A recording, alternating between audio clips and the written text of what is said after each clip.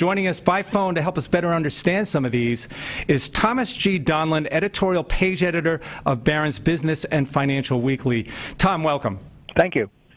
Tom, you know, one of the first things that I do every morning, I'm a finance professional.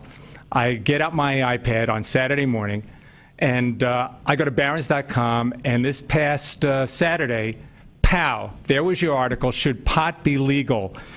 You certainly woke up the financial community. What made you write the article right now? Well, there was a major step in the direction of legalization taken in the election last year because Colorado and Washington State both legalized this possession and consumption of small amounts of marijuana for ordinary citizens.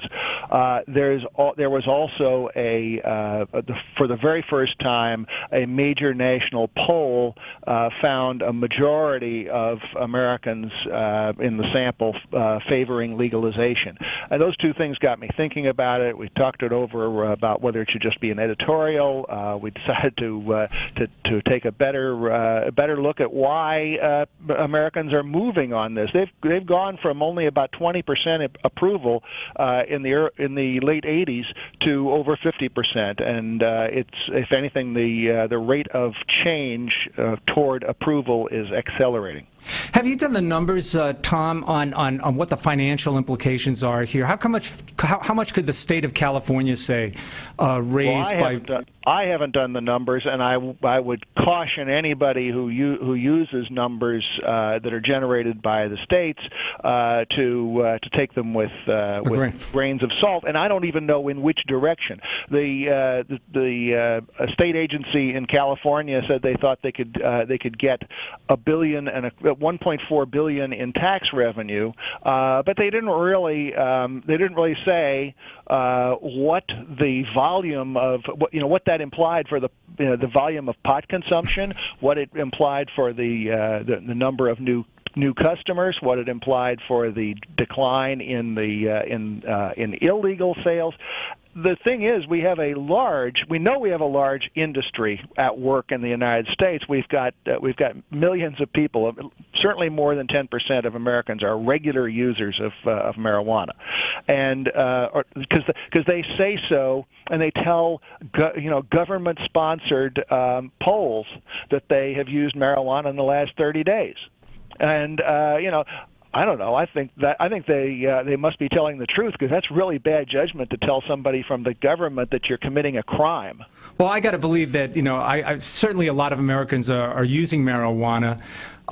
There's another issue here, though, at least with the states, in terms of the money saved, because there's the law enforcement issue. We spend a good deal of resources and financial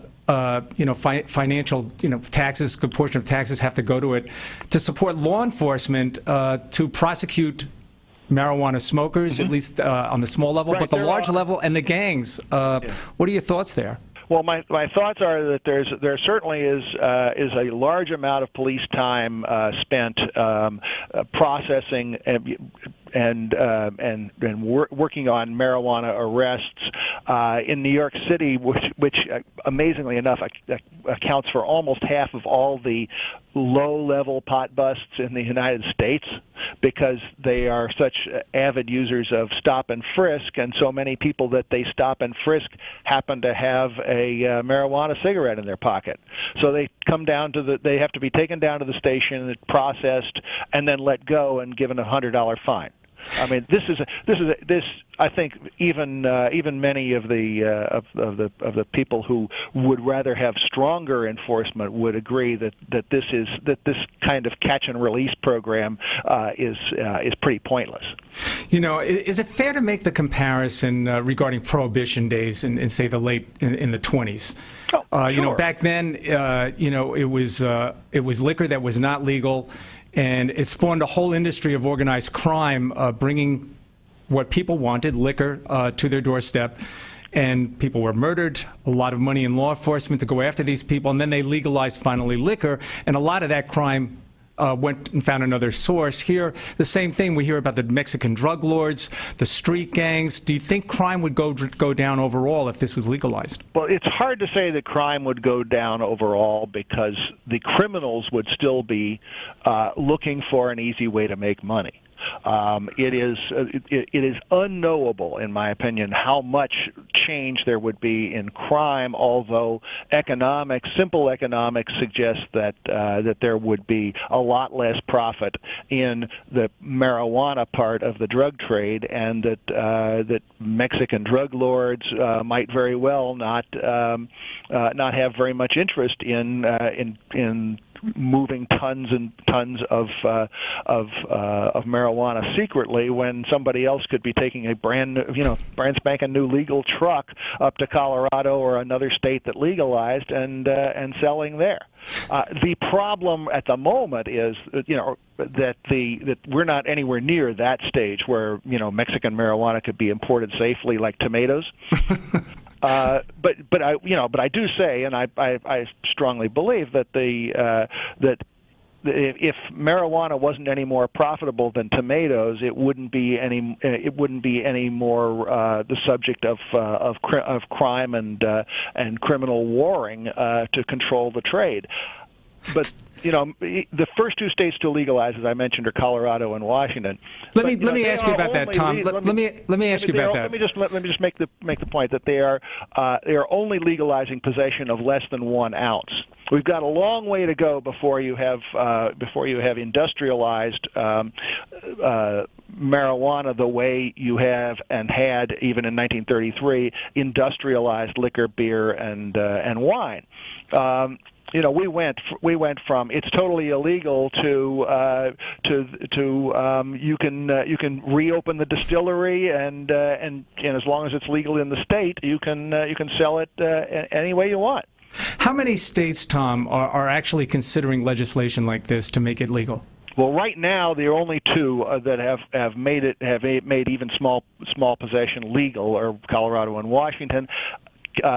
Oregon defeated a referendum recently. California defeated a referendum recently. However, there are, I believe it's 17 other states plus the District of Columbia that have legalized medical marijuana, and there are 15 other states that have decriminalized, that is, taken it down to a fine, and you don't get a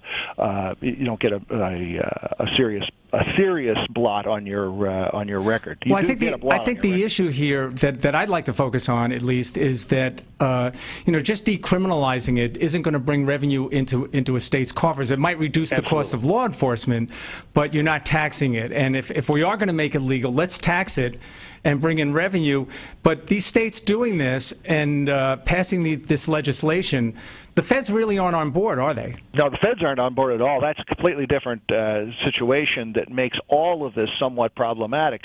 Just because Colorado isn't going to send the cops out looking for your stash doesn't mean that the feds might not. If you get big enough, as medical marijuana dispensaries are in California, the feds have shown their willingness to bust down the doors and arrest people and prosecute them to the full extent of the law. And the full extent of the law, by the way, is really big for people who are in it as a big business.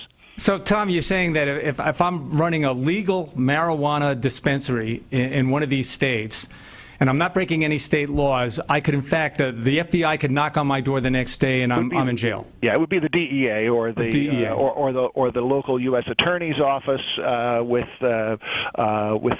possibly with the FBI. There's no reason to think that you will be let go just because the state law makes it legal. Now, there is a bill in Congress which is not going anywhere, but we said it ought to be passed, and that is to require the feds to respect state laws on marijuana. That is, if you're in Colorado and you have what they say is legal, which is 6 plants and locked in a locked room, Wow. then the feds you should be immune from federal prosecution. Tom, I've only got 30 seconds here, and there's one last point that Sure. I'd really like to discuss with you. There's always another side of this, and there's certainly some of the moral implications here, and I have this image, just as in cigarettes, where the manufacturers here of marijuana might use cartoon-like characters to endorse their product. How do we protect the children? We're not doing a very good job now, and I can't imagine that we would do a better job. Frankly, I think that is a straw man, because you're making the comparison between ideal protection and the protection that's actually possible. Tom, thank you so much. Obviously a very important issue, very controversial one. I'm sure we'll be talking about it for a while. Okay, you can read the letters to the editor in this coming week's Barron. We'll do that. I'll be certain to do that. All right. Thanks so much. We've been talking with Tom Donlan, Editorial.